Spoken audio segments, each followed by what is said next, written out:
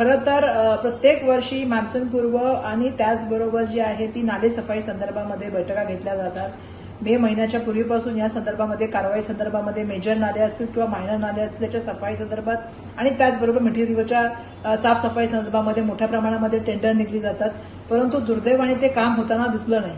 यावर्षी आम्ही ज्या बैठका घेतल्या त्याच्यामध्ये हे काम काही ठिकाणी 20%, काही ठिकाणी 35% झालेलं आम्हाला आढळलं. खरं तर नाले सफाई संदर्भात ज्यावेळी मी फिरले त्यावेळी सुद्धा मी बघितलं की मोठ्या प्रमाणामध्ये तसेचे तसे नाले आहेत. म्हणजे कागदपत्री जे दाखवलं जातं ते वेगळं दाखवलं जातं. जशा आपल्याला माहिती आहे की काळा त्या ठिकाणी कचरा निघतो मोठ्या प्रमाणामध्ये. त्याच्यात काल परवा एक मोठ्या भ्रष्टाचाराचं प्रकरण एक स्ट्रिंग ऑपरेशन एका वृत्तपत्राच्या माध्यमातून झालं आणि त्यांनी सांगितलं की कशा तऱ्हेने ते मोबाईल सुद्धा मॅनेज केले जातात. त्या ठिकाणी जे लॉगबुक असतं किंवा बाकीचे डॉक्युमेंट कशा तऱ्हेने ते ठेकेदारच बघतात. याचं एक मोठ्या प्रमाणामध्ये स्ट्रिंग ऑपरेशन एका वॉर्डचं जरी चांगलं असलं तरी ही परिस्थिती पूर्ण मुंबईची आहे. काही प्रमाणामध्ये जर आपण बघितलं असेल तर ह्याला जबाबदार जे आहेत ते सगळ्यात मोठी जी जबाबदारी घ्यावी लागेल ती म्हणजे या ठिकाणी असलेले आयुक्त. कारण माझं त्यांना सांगणं हे आहे की तुम्ही 3 वर्षापासून राज्य सरकार इलेक्शन घेत नाही.